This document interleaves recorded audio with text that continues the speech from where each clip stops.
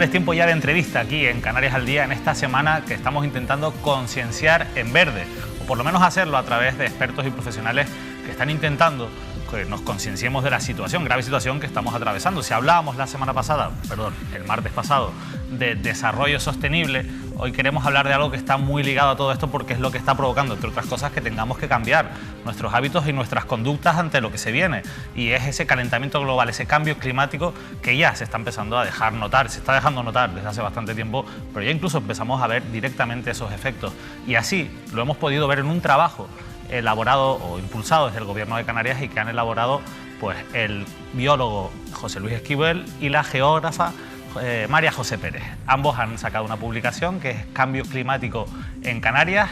Están viendo aquí la portada de esa obra. Es un trabajo muy visual que gráficamente muestra esos efectos del cambio climático. Ahora hablaremos con uno de los autores, con José Luis Esquivel, pero la verdad es que visualmente impacta mucho y merece la pena. Vamos a intentar entender las claves y de las consecuencias de este calentamiento global con uno de los autores de este trabajo. José Luis, muy buenas tardes, gracias por acompañarnos. ¿Qué hay? Buenas tardes. Gracias por estar con nosotros. Un placer.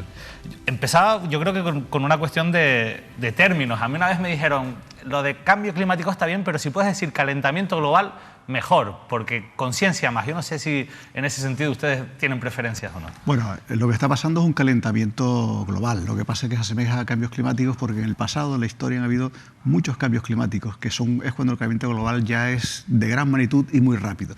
Lo que ocurre es que el calentamiento que estamos viviendo prácticamente es ya un cambio climático equiparable a todos estos que han ocurrido en otras épocas, ¿no? Por la magnitud y sobre todo por la velocidad a la que se está produciendo, que es tremendamente rápido, ¿no? ¿No se había producido un fenómeno como este anteriormente en la historia, digamos, del planeta? A esta velocidad, no. O sea, las grandes glaciaciones que fueron cambios climáticos, se producían a lo largo de varios miles de años. El calentamiento que estamos viviendo hoy es 10 veces más rápido que cualquier cambio climático que ha ocurrido en alguna época en el pasado.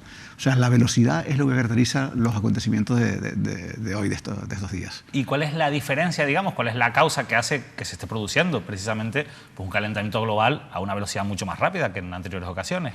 Bueno, hay un consenso bastante generalizado en que la causa es precisamente la sociedad humana, el consumo de combustibles fósiles, la acumulación de CO2 en la atmósfera que se está produciendo de una manera rapidísima debido, bueno, lo que ha pasado en todo este tiempo que hemos pasado de ser muy pocos habitantes en el planeta a ser más de 7.000, casi 8.000 millones ya en muy poco tiempo. Y todos ligados a un consumo, una actividad de alguna manera ligada al petróleo, al carbón, y eso está generando un plus de carbono en la atmósfera que es el que está favoreciendo el proceso de calentamiento, ¿no? El ser humano, por tanto, no queda duda de que es el culpable de este fenómeno que estamos viviendo. Bueno, puedo decir que con un consenso entre la comunidad científica de casi el 100%, sí. Lo que pasa es que siempre hemos escuchado muchos bulos, o por lo menos informaciones en este caso contradictorias. ¿Todo esto se ha ido desterrando ya? ¿O nos queda algún primo de Rajoy todavía que siga defendiendo que esto no está ocurriendo? Bueno, siempre ha habido personas que han negado una evidencia tan clara. Han pasado los años y ya hemos visto que algunas de esas personas que hacían declaraciones negando estaban pagados por las propias industrias del petróleo, otros no. Pero estos que no, pues cada vez la voz se atenúa más, cada vez se oye menos porque la evidencia cada año que pasa es más potente y más irrefutable. Decía, bueno, en muchos estudios concluyen, si se analiza la huella ecológica ahora mismo del ser humano, su impacto sobre nuestros recursos naturales, que estamos consumiendo ya pues, los recursos de más de casi un planeta y medio en el que vivimos, ¿no? O sea, estamos consumiendo mucho más de lo que puede aguantar nuestro planeta. Sin duda, es la prueba clara de la insostenibilidad del modelo, del estilo de vida que tenemos en una parte del mundo, no en todo el mundo, porque el problema de este consumo masivo está centrado en una población que ni siquiera es la mayor parte de la población, ¿no?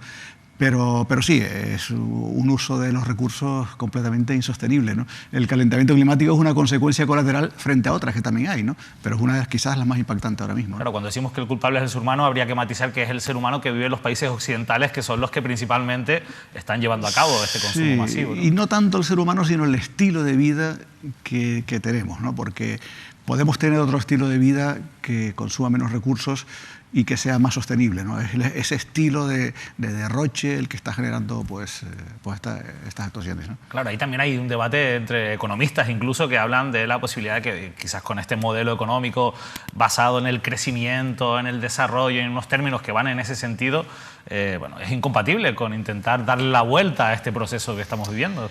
Sí, hay una línea de pensamiento que no se preocupa mucho por estas cosas, porque se basa en la idea de que la ciencia avanza y no hay que preocuparse porque en algún momento se descubre algo que resuelve este problema. La cuestión no es esta, la cuestión es, si no lo descubrimos, ¿qué ocurre? Esa es la cuestión. O sea, no se puede uno hacer la apuesta que ya aparecerá algo, sino hay que intentar resolver los problemas hoy. Vamos a hablar un poco también, un poco de lo más local, ¿no? De lo que nos afecta más de cerca, porque al final vivimos en un archipiélago, vivimos rodeados de mar y eso entiendo que tiene consecuencias, o así se entiende también de ese trabajo que ustedes han realizado junto con la compañera, junto con María José Pérez, la geógrafa también de la Universidad de La Laguna, sobre el cambio climático en Canarias. Conclusiones, así, a bote pronto, de ¿qué les ha dejado este trabajo, esta investigación? Mira, en principio, al vivir en islas, estamos en un archipiélago, eso tiene unas consecuencias importantes. Por un lado, el transporte aquí es casi que una necesidad, ¿no? Tienes que moverte entre islas, tienes que moverte con el continente, con lo cual ahí tenemos ya un hándicap. Y en segundo lugar, y muy importante, la biodiversidad de las islas es extraordinaria. Esto es un punto caliente de biodiversidad. Hay una fauna y una flora que solamente está en Canarias. Esto es uno de los patrimonios de naturaleza más importantes de toda Europa. Y cuando en el continente se calienta el clima, las especies sencillamente se van a otro lado. Pero cuando vives en una isla, no tienes a dónde ir. Lo único que puedes hacer es escalar un poco desde las montañas hacia las zonas más frescas, pero aún así la montaña también se acaba. Con lo cual el calentamiento climático en Canarias puede abocar a una extinción masiva de miles de especies que solo se conocen aquí, que son exclusivas. Además de todas las consecuencias que ya sabemos que tienen para la economía, para el turismo, para el transporte y demás, ¿no? O sea, por tanto, la primera conclusión es esto afecta directamente a nuestra biodiversidad, a nuestras especies, porque evidentemente no tienen esa capacidad migratoria que sí que existe en otros lugares. ¿Ya hay en ese sentido constancias de efectos sobre alguna especie? En el Parque Nacional del Teide, donde yo trabajo, ahí el parque tiene dos sectores, un sector más frío, un sector más cálido. En el sector más cálido, las retamas, que es la especie característica en todas las fotos, en todas las estampas del Teide, se está secando de una manera vertiginosa. Ha aparecido en los últimos años 2014 un fenómeno desconocido antes que se llama muerte súbita, que es que una retama está en perfectamente estado, de repente se seca en cuestión de 2 meses, se queda completamente muerta. Este fenómeno que al principio fue como muy raro, parecieron 1 o 2, cada año que pasa se está volviendo cada vez más común. Ya podemos subir al Teide y ver ejemplos de muerte súbita por todos lados. O sea, es una prueba clara de que la temperatura tan alta y también la precipitación que está disminuyendo está ocasionando ya pérdidas importantes. Al fin y al cabo, esto también lo notamos todos, no hace falta subir al Teide, que evidentemente allí científicamente se puede testar mejor, pero la realidad es que tenemos un invierno caluroso, notamos días casi veraniegos en pleno invierno. ¿Esto es un efecto de esta situación? Sí. La falta... Mira, el año más seco desde que existen registros en Canarias, y existen registros de más de un siglo, fue 2012. En 2012 cayeron menos de 100 litros. En el Teide en concreto cayeron 40 litros en un año. Para que te hagas una idea, normalmente pueden caer 400 o 500 litros. Solamente cayeron 40 litros. Cualquier desierto tiene menos de 200 litros, tiene 100 y pico litros. O sea, ese año fue equiparable a un desierto. Y este año en el cual estamos ahora, 2020, lleva todo el camino de seguir esa misma estela, de ser posiblemente el segundo año más seco o el primer año más seco. O sea, estamos en registros similares al año más seco que se ha registrado. Estamos en invierno y apenas ha caído agua. Y precisamente el mes de febrero es el mes más lluvioso de todo el año. Y estamos con esta temperatura, o sea que así va la cosa. ¿Cuántos grados se puede decir que está subiendo de media la temperatura por efecto del calentamiento global? La temperatura... Canarias son montañas y no es lo mismo lo que pasa en las cumbres que lo que pasa en la costa. En la costa el calentamiento es más suave porque está atemperado por la presencia de los océanos. Pero en las cumbres, que están lejos de los océanos y lejos de los alisios, el calentamiento es mucho mayor. En la costa está en torno a 1 grado, no llega, 9 décimas, digamos, aproximadamente, pero en las cumbres está casi el doble. Estamos ya más cerca de los 2 grados que de 1 grado. interesante, porque hay un laboratorio arriba extraordinario para ver cómo actúa el cambio climático. Sabemos que lo que pasa en la cumbre, con el tiempo se va a trasladar al resto de la isla, ¿no? Fíjate que a nivel global se habla de que la temperatura no suba más allá de 1,5 grados. Bueno, en el TEDI estamos ya por encima de 1,5 grados. O sea, se ha superado ya ese 1,5 grados que se marca como objetivo para intentar frenarlo. En el TEDI estamos ya más cerca de los 2 grados que en 1,5 grados. Y eso, lógicamente, conlleva otra de las consecuencias, que es el aumento del nivel del mar. ¿Ya se ha notado ya se nota el aumento del nivel del mar en Canarias? Se nota. De hecho, en los puertos del Estado tienen mareógrafos en todos los puertos que tienen aproximadamente 20, 25 años de registros, y ha registrado ya ascensos en torno a 15 centímetros aproximadamente, ¿no? Se estima que si la tendencia actual se mantiene, a final de siglo serán 40 o 50 centímetros. Pero ¿qué pasa? Que no estamos contabilizando los glaciares que se están derritiendo. Si los glaciares se derriten al ritmo que van, si se derrite el Ártico, seguramente vamos a llegar a 1 metro casi con toda seguridad. Y seguimos sin contabilizar lo que está pasando en la Antártida.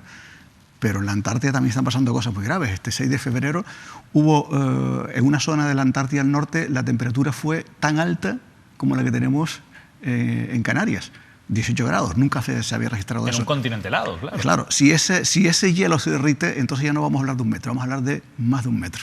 La verdad es que al final estas cosas, cuando se entran por los ojos, mucho mejor que por la teoría, y publicaban ese trabajo que, como decía yo al principio, es muy visual. Vamos a ver, por ejemplo, un ejemplo que lo sacaba también del periódico Diario de Avisos y lo destacaba, que es una playa que conocemos todos, la playa de Las Teresitas, y decía el titular, en base a este trabajo del que estamos hablando, la playa de Las Teresitas desaparecerá antes de 2099, con esa imagen en la que ya se ve, bueno, pues cómo podría estar, o cómo se prevé que quede la playa de Las Teresitas prácticamente pasado mañana, porque claro, 2099 ya no está tan lejos como nos comentaba el invitado. Por cierto, esta imagen que es me comentabas también, José Luis, que trabajaron 3 infografistas en la publicación. Esta es de Fernando Montecruz, que la comentó en su momento, y la verdad, José Luis, que esto impacta, pero la pregunta es clara, o sea, antes de 2099 desaparecerá Las Teresitas como la conocemos y acabará en una situación similar a esta. Sí, en realidad, si lo piensas bien, no es tan sorprendente. Desde hace ya bastantes años sabemos cómo se mete, en algunas épocas del año, en verano sobre todo, la ola se mete por San Andrés. Solamente que eso eran cosas que antes eran muy esporádicas. Ahora son cada vez más frecuentes, ya pasan casi todos los años. Así es como se nota la elevación del nivel del mar. Cosas que antes eran raras, eran excepcionales, ahora son cada vez más frecuentes. Antes pasaba una vez cada 10 años, ahora pasa una vez cada 5 años, luego pasa prácticamente todos los años, y realmente es lo que está sucediendo. Ya sabemos que casi todos los veranos se mete esa ola por San Andrés, por la zona del Castillo. Es un ejemplo claro de que esa elevación del nivel del mar de solamente 20 centímetros está teniendo esas consecuencias. ¿Qué pasa? Que el nivel se eleva a 20 centímetros, pero cuando hay tormentas, lo que llama eso el regoso marino, de repente pueden formarse olas de metros y el agua entra mucho más de lo que entra normalmente. Eso está pasando en San Andrés, y por eso esta infografía. Eso está pasando en muchos otros lugares, está pasando en algunos sectores en la playa de las Canteras en Gran Canaria y en otras zonas de Canarias. Esos lugares donde la ola se mete esporádicamente de vez en cuando, que todo el mundo sabe cuáles son la mejor prueba de que ya se está produciendo esa elevación del nivel del mar. Pasa que esto es preocupante porque al fin y al cabo, insisto, somos islas y hay mucha economía y mucha población que vive cerca del mar, ¿no? Vemos que ocurre, por ejemplo, en Garachico, ¿no? Y otros muchos lugares, cada vez que el mar está en malas condiciones, pues si se suma que a veces hay meteorológicamente fenómenos que provocan que el mar esté en malas condiciones y además tenemos un nivel más alto del mar, vamos a tener que plantearnos muchas cosas. Sí, ¿no? Y no solamente porque ocurra, sino porque durante muchos años se ha edificado en lugares donde no debía haberse edificado. En muchas poblaciones que están pegadas a la costa, en barrancos, en zonas donde entra el mar. Desde luego, la principal medida que hay que acometer ahora mismo es todas esas edificaciones que están en situación tan vulnerable, hay que ir pensando ya qué hacer con ellas. No hay que esperar a que venga la ola, ¿no? Y hay muchos casos en Canarias, en todas las zonas, en todas las islas, ¿no? Al final, claro, hace falta un poco de prevención. O sea, ¿realmente se está trabajando en la prevención o no somos todavía conscientes en ese sentido? Todavía vemos que se construyen cosas en el litoral o que hay grandes debates y polémicas en torno a construcciones en nuestro litoral, ¿no? Quizás falta un poquito más de conciencia. Sí, mira, el cambio climático se puede visionar en 3 ejes. Por un lado son los impactos que lo estamos hablando, y por otro lado la gestión del cambio climático. La gestión del cambio climático se afronta desde lo que se llaman medidas de adaptación hay que tomar decisiones para adaptarnos a una nueva realidad. La temperatura va a subir 1 grado, 2 grados, lo que sea. Vamos a suponer que ha subido y qué cosas tenemos que hacer. Por ejemplo, hay edificaciones que no se debe permitir construir en la costa porque sabemos que va a llegar el mar y muchas otras. Y el tercer eje es mitigación. Hay que evitar emitir más contaminantes a la atmósfera. Claro, lo que pasa es que la mitigación actúa a medio y largo plazo. La molécula de CO2, esa que tanto nos preocupa en la atmósfera, puede perdurar hasta 50 años. Si reducimos hoy, si hoy desaparece todo tipo de emisiones, la temperatura va a seguir subiendo unas cuantas décadas más, hasta que se estabilice dentro de 30, 40 o 50 años. De modo que hay que pensar en el futuro con la mitigación, pero más importante, y más en el caso de Canarias, donde Canarias no es una comunidad excesivamente contaminadora. La industria aquí no es tan potente como otras regiones de España, otras zonas de Europa. Entonces aquí más hay que pensar en la adaptación. ¿Qué decisiones hay que tomar? Que son decisiones que afectan a todos los sectores económicos para adaptarnos a una nueva realidad que tenemos. Que el cambio climático no es algo que va a aparecer en los próximos años, sino que ya está aquí, los efectos ya se están notando, ya tenemos más de un grado y medio en algunas zonas de las islas, y ya hay que tomar decisiones, no se pueden postergar. Si no tomamos hoy, el coste de combatir eso en los próximos años va a ser muchísimo más caro que si las tomamos hoy.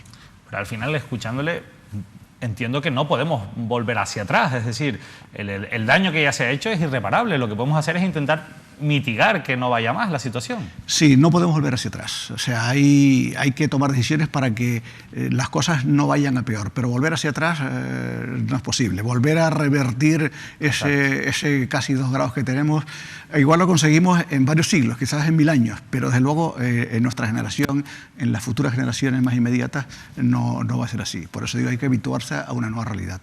En cualquier caso, a veces no actuamos hasta que no tenemos las cosas encima. Lo hablaba el otro día con el director de Desarrollo Sostenible, también del Gobierno de Canarias, por un ejemplo, el McDonald's, una gran empresa que evidentemente genera una gran contaminación por la capacidad de producción que tiene. En la India ha acabado con todos los envases de plástico. En el resto del mundo, donde no hay una presión medioambiental tan fuerte, una concienciación tan fuerte por cómo está la situación, no lo ha hecho. O sea, al final parece que o se sanciona a las empresas y se está encima de ellas desde la administración, o por sí mismas, hasta que no le queda más remedio, no actúan, ¿no? En ese sentido. Sí, tristemente es muy humano que solo actuamos cuando tenemos el problema encima, y eso más por la concienciación. La tormenta tropical Delta en el 2005, con todo lo que provocó, que muchas otras llamadas de atención. Hay quien dice que quizás cuando nos afecte un huracán, que nos puede afectar, es casi con seguridad que en las próximas décadas algún huracán va a pasar por Canarias. Nunca ha pasado un huracán. Todas estas grandes tormentas que hemos tenido son tormentas tropicales, que es un escalón por debajo. Si nos afecta un huracán, seguramente será cuando la conciencia se dispare. O sea, pero ahora hay posibilidades de que nos acabe afectando un huracán. A día de hoy es muy poco probable, pero cada vez es más probable, porque las temperaturas del mar tienen que calentarse mucho más. Ya se están calentando bastante, pero tienen que calentarse todavía más. Puede ocurrir quizás dentro de 5 años, dentro de 10 o dentro de 15 años. La pregunta es, ¿por qué esperar entonces para actuar, ¿no? Porque entonces sí que va a ser un problema serio, pueden haber pérdidas de vidas, puede haber costes económicos tremendos. Los científicos dicen hoy que eso va a suceder, y va a suceder en las próximas décadas. Pues podríamos ser inteligentes, se me ocurre pensar que vamos a imaginar que eso sucede el próximo año. ¿Qué es lo que vamos a hacer para actuar, para combatir eso? Y empecemos a trabajar ya, ¿no? Por lo menos se lanzan mensajes cada vez pues, más, con más información, más agresivos desde las administraciones públicas. Se visibilizan mucho más. La última cumbre climática ha tenido una repercusión mediática mucho mayor de las que podrían haber tenido las anteriores, pero realmente ¿está habiendo una respuesta política a la altura en general del cambio climático y de la situación que estamos viviendo? ¿O se está quedando en una política de escaparate muchas veces? No, de momento no hay una respuesta a la altura. Precisamente lo que pasó en la última cumbre es muy interesante, porque son los jóvenes que son los que van a sufrir esto, que ya se han dado cuenta de lo que se les viene encima y están reclamando a las generaciones actuales, a nuestra generación, a los que toman decisiones hoy, que tienen que tomárselo en serio. Y no hay una respuesta. Bueno, ya lo vimos en la COP25 de Madrid, que aquello acabó como acabó, ¿no? No hay, a pesar de todos los avisos científicos, a pesar del consenso tan grande que hay, a pesar de que la evidencia es aplastante, todavía pesa más la economía tradicional que adoptar medidas. Se oyen cada vez más voces. Ya el problema, bueno, para nosotros nos resultó muy satisfactorio que nuestro libro se presentara en el Parlamento. Porque yo dije, hay una frase que es verdad, el cambio climático a día de hoy al menos está en la agenda del Parlamento. Era uno de los objetivos que queríamos, y eso es positivo, es bueno. Pero ahora los responsables, los que tienen que tomar decisiones, tienen que hacer su trabajo y tomar esas decisiones, no postergarlas más hacia el futuro, ¿no? Un poco salir de la agenda hacia el presupuesto, ¿no? También por supuesto, de los gobiernos, que es donde se pueden financiar las medidas que hacen falta. Y de cara al ciudadano, estamos intentando mentalizarnos, pero a veces se dan esos mensajes contradictorios que hace que la gente diga, bueno, ¿para qué? ¿O qué puedo hacer yo realmente para solucionar una cosa que es tan grave, ¿no? Pero también podemos hacer cosas, supongo, para ayudar, ¿no? A mí me dijo una vez un investigador norteamericano diciendo, bueno, y le preguntaba, ponme un ejemplo de qué puede hacer un ciudadano normal. Dice, mira, si tú cambias un coche de gasoil por un coche de gasolina, si no utilizas un sub de gasoil y utilizas un coche con un consumo menor, un coche eléctrico, el cambio a nivel personal que está produciendo, si todos los ciudadanos hicieran eso, resolveríamos el problema del cambio climático. O sea, hay pequeños pasos a nivel individual que pueden contribuir en mucho. Pasos como ese, cuando vas a comprar un coche, mira a ver el consumo del coche, que sea menor. No porque tengas un sentido altruista, ¿no? Sino porque estás contribuyendo de esa manera tan simple. Cuando vas a consumir productos del supermercado, pues miras cuáles tienen menos plásticos o son más sostenibles. Esa actitud personal parece que es inútil, pero no lo es. Porque te repito que somos 7.500 millones de personas. Es un poder extraordinario si todos actúan de una manera consecuente, ¿no? Pasa que a veces también yo he tenido esos debates, ¿no? Y me han dicho, ¿pero para qué me voy a comprar un coche eléctrico si al final la electricidad se produce con gasoil también aquí en la central de Caletillas y eso contamina un montón, ¿no? Entonces, al final también es verdad que hay que trabajar todavía mucho más en decir, vale, coches eléctricos sí, pero que la electricidad salga de energías renovables. Sin duda, sin duda. Vamos a ver, hay dos ámbitos de actuación. Uno es el ámbito, digamos, gubernamental, que tiene que facilitarse que la energía se obtenga sea limpia, o incluso facilitar que el ciudadano particular pueda obtener energía limpia, cosa que ahora hay más dificultades. Quizás es lo que más cuesta, ¿no? El autoconsumo. Claro, y bueno, cuando consigues eso, pues ya tienes la mitad del trabajo. Y la otra es esa actitud personal de pasar del consumo de combustibles fósiles eléctricos. Ahora mismo es cierto que la electricidad viene de donde viene, pero aún así abarata más o contamina menos utilizando esa misma electricidad que el gasoil. Si además esa energía es limpia y viene de energías renovables, pues el proceso ya cerramos el círculo, ¿no? La verdad es que es muy interesante todo esto, José Luis, pero me gustaría cerrar esta entrevista siendo optimistas, ¿no? Es difícil después de toda esta conversación, de toda esta situación, pero ¿realmente se puede ser optimista con esta situación que tenemos? ¿O tenemos que quedarnos ya en el pesimismo y en decir o actuamos o no hay nada que hacer? No, el realismo es que hay que adaptarse a la nueva realidad. Las medidas de adaptación son la herramienta de gestión más potente del cambio climático en Canarias. Si tuviéramos otras zonas, te diría, no, hay que procurar la mitigación, emitir menos CO2. Pero en Canarias hay que adaptarse a la nueva realidad. La nueva realidad tiene beneficios por otro lado. Tiene beneficios de sostenibilidad que muchos no tienen nada que ver con el cambio climático. Si no hubiera cambio climático, el modelo que tenemos ya es insostenible per se, se consumen demasiados recursos. Hay que resolver ese problema, pero es que además tenemos el cambio climático. Si nos adaptamos a la nueva realidad con cabeza, pues las cosas pueden ir muy bien. El año pasado fue un año donde los años de crisis, los últimos años, el PIB ha crecido al mismo tiempo que se han disminuido el consumo de CO2, con lo cual se demuestra que podemos disminuir el consumo de CO2, las emisiones de CO2, y crecer. Eso es posible, ya se sabe.